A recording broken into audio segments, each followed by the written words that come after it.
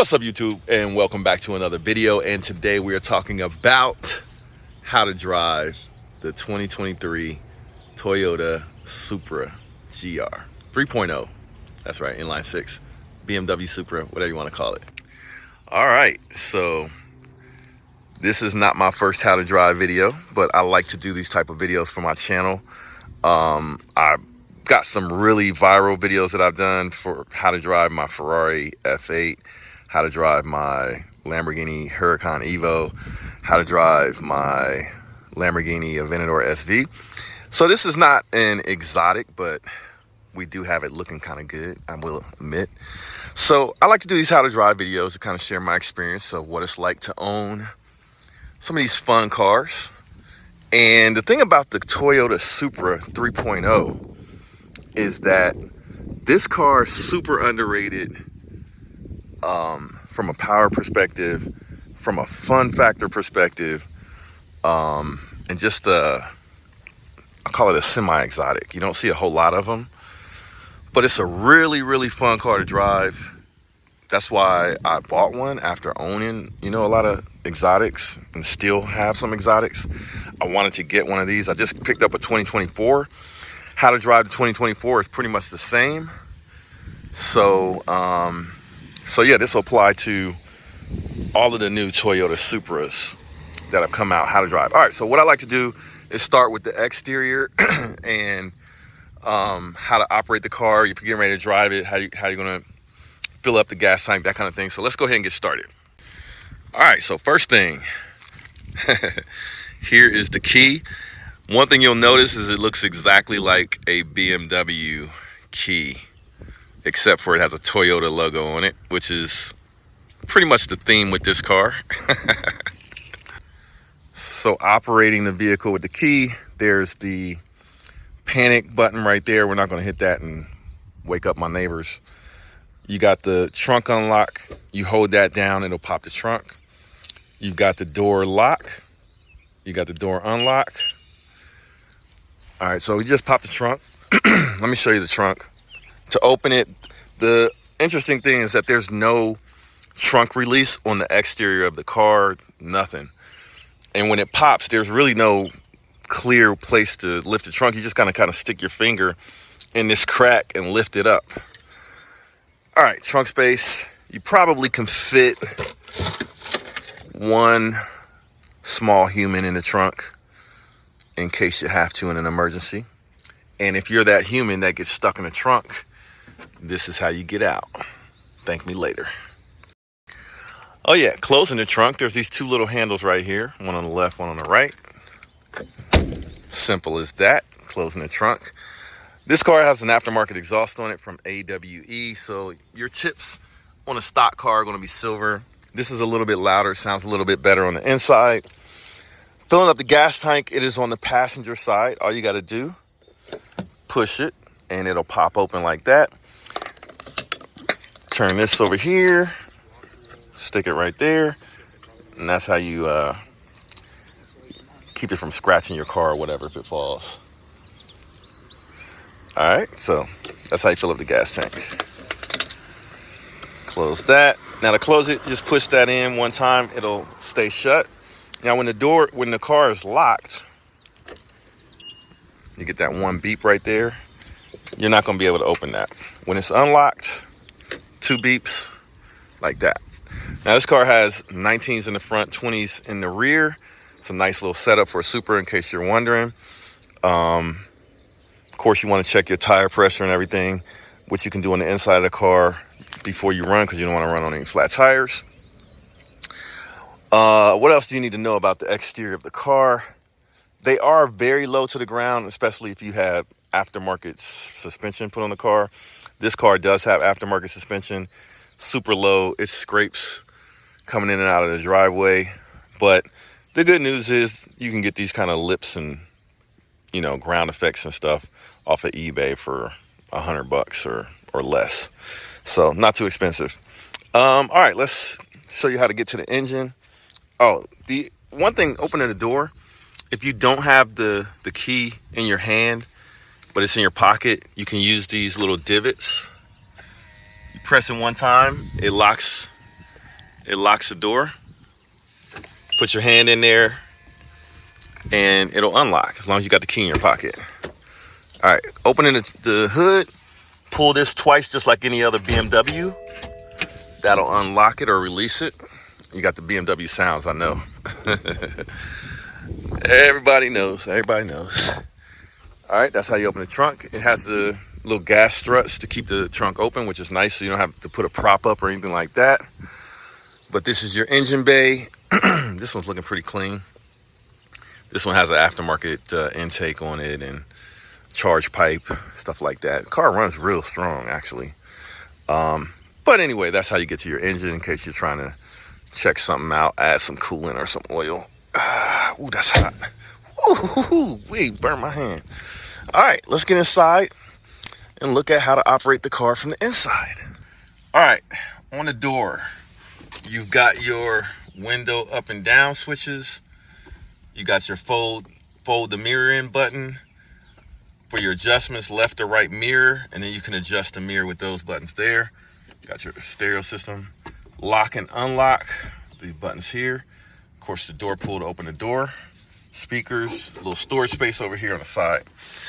All right, let's start up the car. Turn the AC on because it's hot. Starting the car, put your foot on the brake firmly. Then you press this button one time. The car will start up. All right, now, almost forgot. I'm gonna open the windows up. They do have one touch up and down, which is nice. But you got buttons here on the side to adjust your seat. You can set the seat position, forward and back, up and down, your seat rest, bolster support as well. So you got all those on the side of the seat. All right. Adjusting your lights. I usually keep it in auto to use the automatic, lights on and off. Your parking lights, fog lights, all your light controls are here. And then, of course, interior lighting dimmer is there. All right.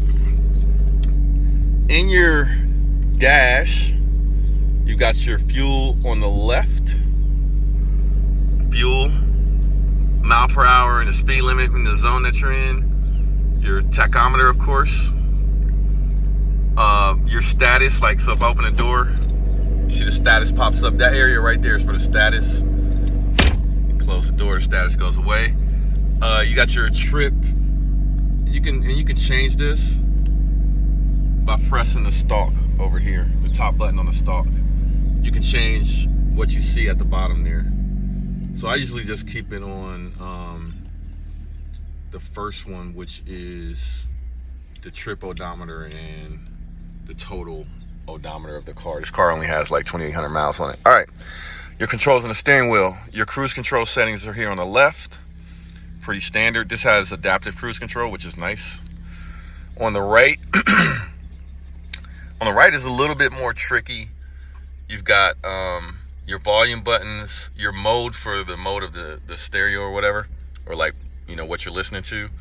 You've got the call button to make a phone call, the voice button to make a voice command to the BMW system, and then this little wheel here, which will change what you see in the center console. So you can play around with that. Your paddle shifters here on the left. Click that to go up and down with the paddle shifts. Click this one to go, that one's down, this one's up shifting. All right, I'll show you guys how to do that as well. All right, so this car is a little bit more complicated because it's got a BMW system as far as how to drive it. I'll show you guys how to use it. It's real easy. Let me put my seatbelt on. All right, let's go. So got my seatbelt on. To put the car in park, you press P. Simple as that with your foot on the brake. To get the car into reverse, you press this button on the side right here and then go up, and you'll see the R on the screen there, and you'll see the reverse camera on the screen there. Right? You want to get in and drive, you got to push the button again and click it down to drive.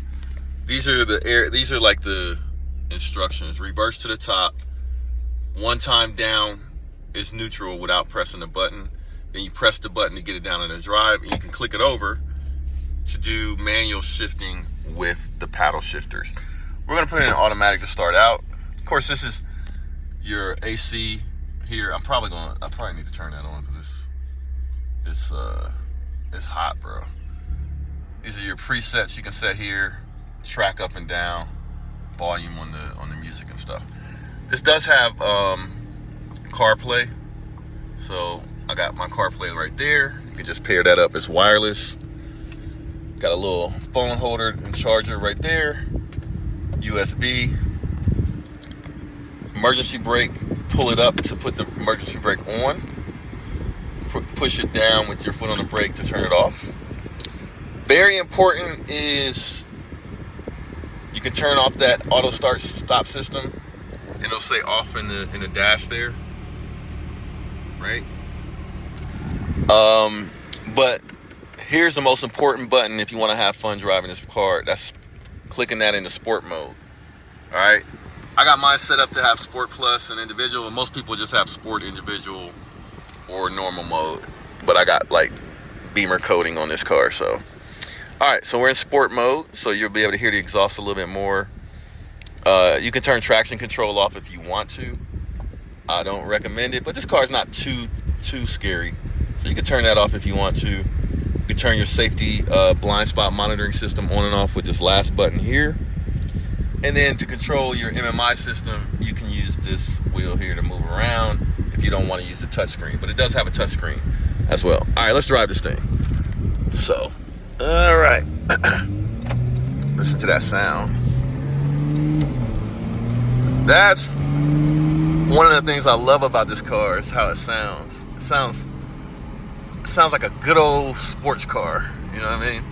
Let me roll the windows up so you can make sure you guys can hear me good. Keep my All right, there we go.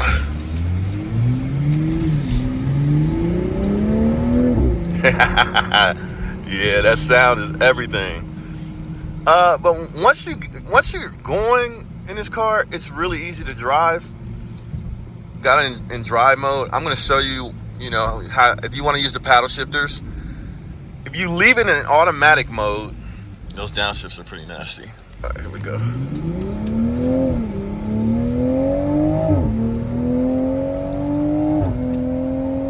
Yeah, that's how you drive a Supra. That's how you drive a Supra. Man, this car is underrated. I think it's the most fun car you can buy under 60 grand. The most fun car you can buy. I mean, the next most fun car in the area, the price range, would probably be a Hellcat. I think a Hellcat's a little more expensive than this car, just a little bit. But this is up there.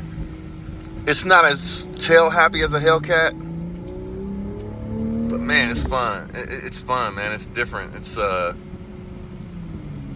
don't feel like you're driving a boat. In the Hellcat, you feel like you're driving kind of like an older car, like a boat. It's still a lot of fun, and it's a muscle car. This is kind of gives you that poor man's Porsche type feel. Now these paddle shifters are aftermarket. As you can see, they light up. Right? Look at them. They light up. Now, I have the car in automatic, so it goes back to automatic mode, even though I downshifted with the paddle shifters for a hot second.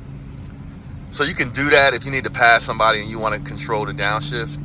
You can use the paddle shifters, or you can hit this over here to the left, and then you're in manual mode. So downshift on the left side. So I downshift once. Downshift twice.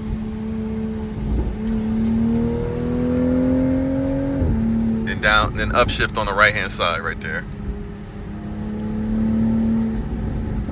Alright, so that's how you use the paddle shifters. Now it's gonna stay, if you got that thing over to the left, it's gonna stay in manual mode. So if you want to go back into automatic mode, you need to hit this to the right, like that. And if you're in sport mode, it's gonna be, it's gonna be upshifting and downshifting. But man, this is a super fun car to drive. Now you can control how stiff the suspension is by using sport. Hit the sport button once, go into individual, And you can set the individual settings. Like I can configure individual right here, and I can set how aggressive or soft, you know, the suspension, the steering, the engine, and the transmission, the responsiveness of the car. So we're gonna leave that alone, right? We're gonna go sport individual. We want the softer suspension, but we want the aggressive throttle and the aggressive transmission shifts. That's how I have mine set up. So that's how you control that.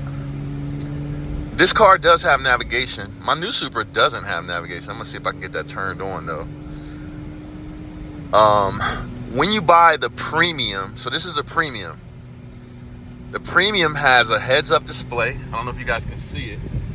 Yeah, you can probably see it a little bit. It has a heads-up display. And the premium has the phone charger. I don't know why the phone charger's in there. It has an Apple, you know, the Apple phone charger. I think it might work with Android too. But they don't include that in the other trims. I think it might be an option to get the phone charger. But the only thing that the premium offers that you can't get in the other trims is the heads-up display. So my other Supra, I didn't want the leather seats. I wanted the Alcantara seats. So my other Supra, hold on. Yeah, so my other Supra, I got the Alcantara seats. And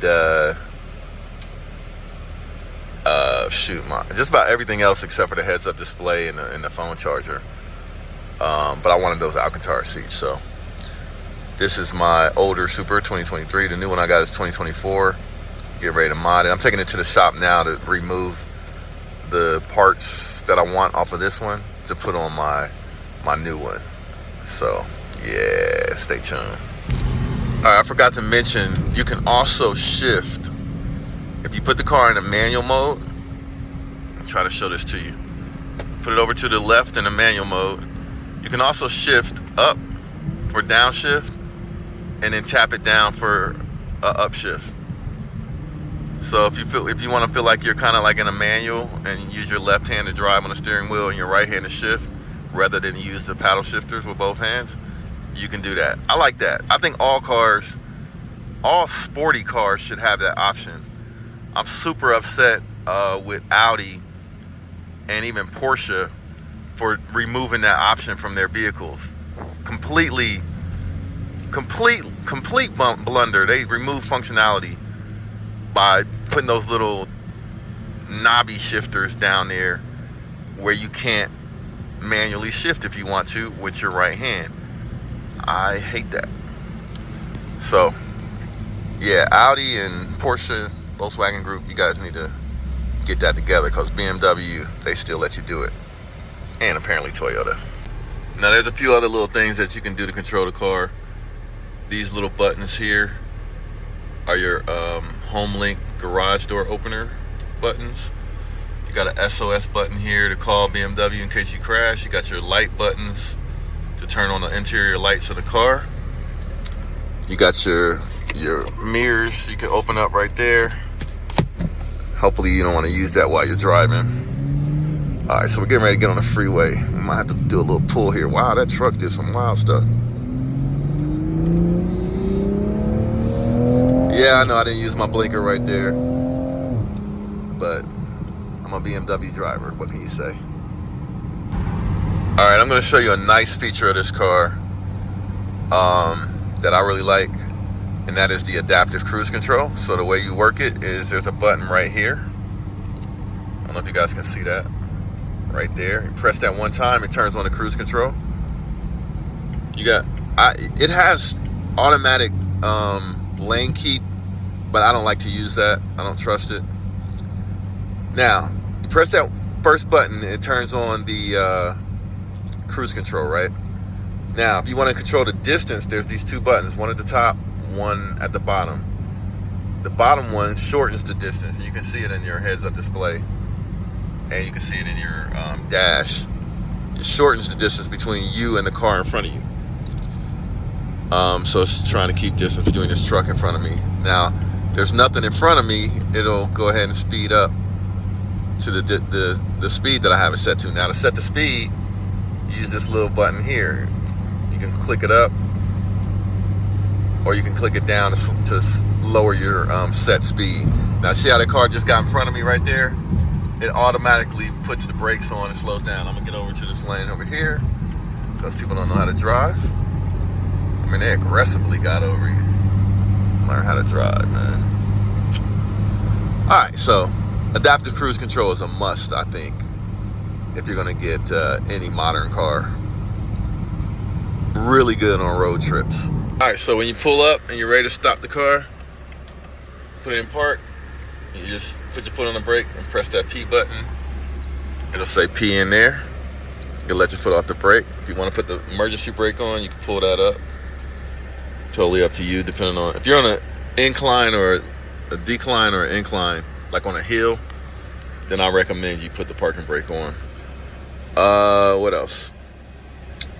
Turn the car off. It's easy. You just press this button one time. Doors are unlocked, and then you're done. Yep, I hope you enjoyed this video. Holla back. It's the one and only Floyd Money Mayweather.